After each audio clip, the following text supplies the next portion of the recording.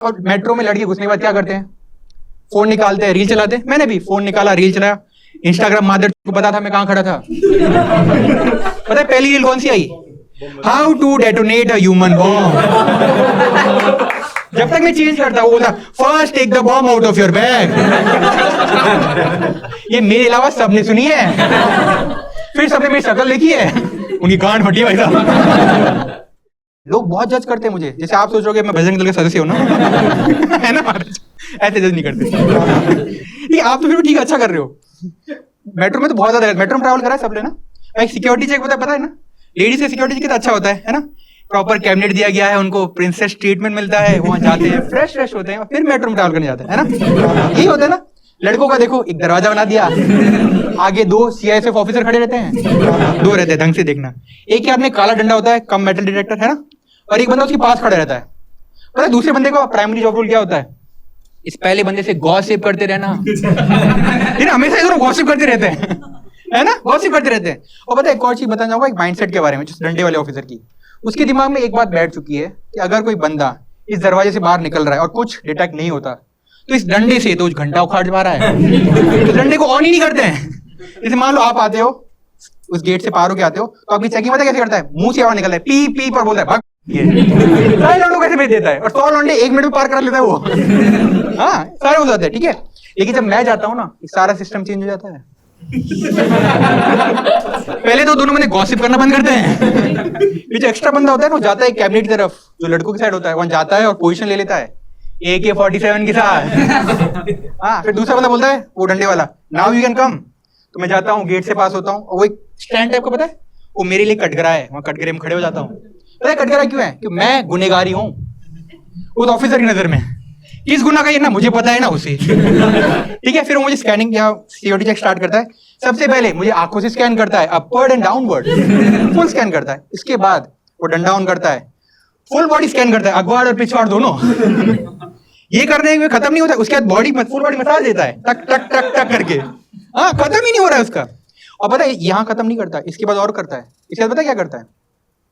मेरे बालों में चेकिंग करने लगता है। मैंने कहा ये क्यों कर रहे हो? तो बोलता है भैया आपका इतना बड़ा जंगल है, इसमें कुछ भी छुपाया हो सकता है। मैंने कहा बात में पॉइंट तो है। ठीक है, मैंने कहा हो गया मेरा, अब मैं जाऊं? तो बोलता है नहीं नहीं, अभी कहाँ, अभी तो क्वेश्चन आंसर राउंड बाकी है। मैंने कहा क्वेश्चन आंसर राउंड? मैंने कहा मुझे मेट्रो में जाना है, फ्लाइट में अमेरिका नहीं।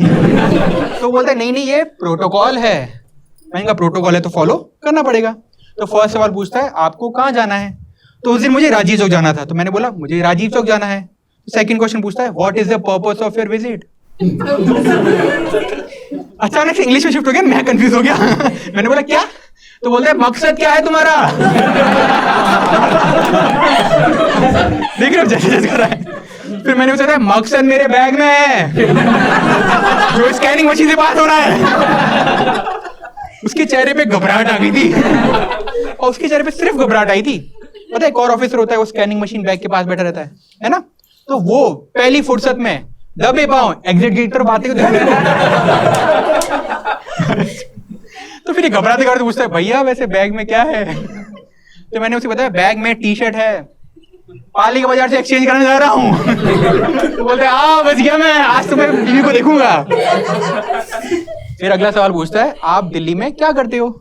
तो मैंने उसे बताया मैं स्टूडेंट हूँ। तो फिर वो पूछता है JNU के?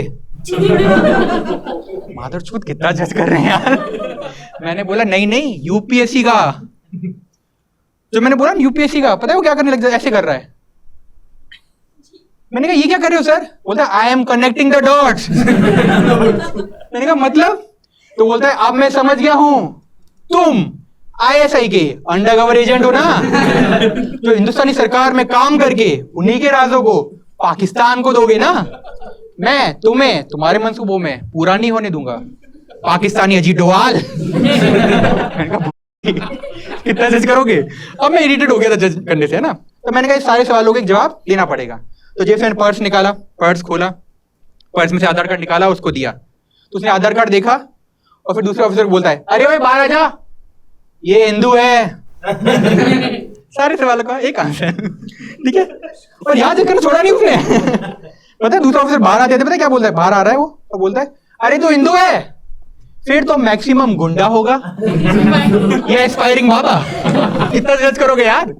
और ये तो ठीक है, दुनिया मुझे जज कर रही है, लोग जज कर रहे हैं, पापा जज कर रहे हैं, ऑफिसर जज कर रहे हैं, कोई दिक्कत नहीं। इंस्टाग्राम मादरचोद मुझे क्यों जज करता है? हाँ मैम, आप कैसी रील दिखाता होगा? Dancing reel, cooking reel, aesthetic reel, है ना? पर तुझे कैसे दिखाता है? और लड़कियों की रील तुम एनर्जी करता है। ये सच बता रही है, बोल रहा सारे लोग कहते होते हैं ना। पता है मुझे कैसी रील आती है इंस्टाग्राम पे? पहली रील जो मेरी फीड पे आती है, पता है वो कौन सी थी? बाबा बनने के लिए कैसे कपड़े पहने, उनकी शॉपिंग कहाँ से करें। बहन तो तुमको सर्वे लेकर भेज रहा है, मेरे को यहाँ भेज रहा है। दूसरी रील और भी खतरनाक। दूसरी रील पता है क्या दिखाता है? घर पे गांजा उगाने के 3 सिंपल स्टेप। मैं मानता हूँ ये रील यूजफुल है, पर मेरे पापा बैठे तब क्यों दिखा रहे है ना? ये सब तो फिर भी एक बार एक्सेप्टेबल है। एक दिन तो इंस्टाग्राम ने हद कर दी। पता है क्या हद की? रांची चौक मेट्रो पता है, वहाँ बहुत रश रहता है, पता है 6 o'clock के आसपास बहुत ज्यादा रश रहता है। बैठने की जगह बहुत दूर के थे, खड़े रहने की जगह तक नहीं मिलती। कैसे से करके मेरे को अंदर जगह मिल गई, मैं खड़ा रह गया। ठीक है, और मेट्रो में लड़के घुसने के बाद क्या करते हैं? फोन निकालते हैं, रील चलाते हैं। मैंने भी फोन निकाला, रील चलाया। इंस्टाग्राम मादरचोद को पता था मैं कहाँ खड़ा था। पता है पहली रील कौन सी आई? How to detonate a human bomb. जब तक मैं चेंज करता हूँ बोलता first take the bomb out of your bag. ये मेरे अलावा सबने सुनी है। फिर सबने मेरी शक्ल देखी है, उनकी गांड फटी भाई साहब। फिर मैं भरा हुआ बैग देखा है, फट के 4 हो गई है जैसे आपकी हो गई थी। डरी मत, कपड़े थे। आई एम बिग टाइम पाले बाजार पगलू। हाँ ठीक है ना। तो भट्टी में लोग क्या करते हैं? बाहर भागने की कोशिश करते हैं। सारे लोगों ने बाहर भागने की कोशिश की, लेकिन 3 लोग भाग नहीं पाए क्योंकि मेट्रो गेट क्लोज हो जाता है। 3 लोग फटी में खड़े थे। तो मैंने कहा उसको बता देता हूँ कि डरने की जरूरत नहीं है, इंस्टाग्राम मेरे मजे ले रहा है ना?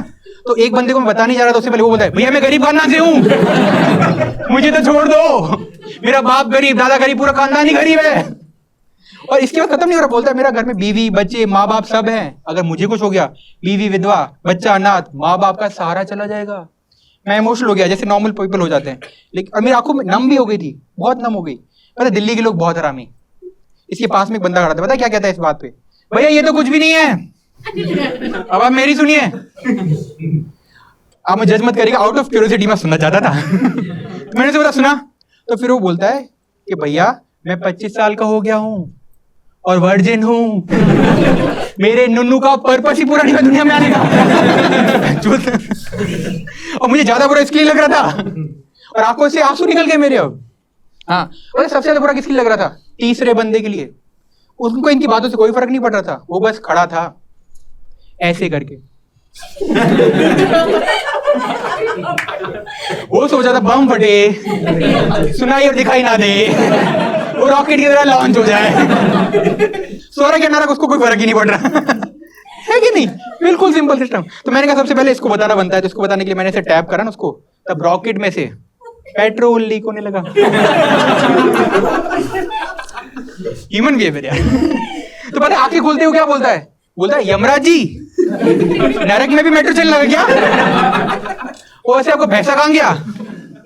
उसको रिटायर कर दिया क्या आपने? महंगा बोलने की जिंदा है तू। पर ये तो छोड़ो, इंस्टाग्राम तो इंस्टाग्राम, स्पॉटिफाई भी मुझे जज करता है।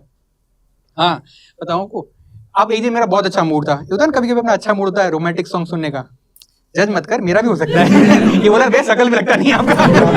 ये नहीं ऐसा, एक दिन ओकेजन ही ऐसी थी। पता है उस दिन मुझे हुआ था इश्क वाला लव 1432 टाइम। ये बोले फिर ठीक है। हाँ ये बोल रही इतनी ज्यादा बार हो सकता है ना? और मुझे लग रहा था she was a special one 1432 time he.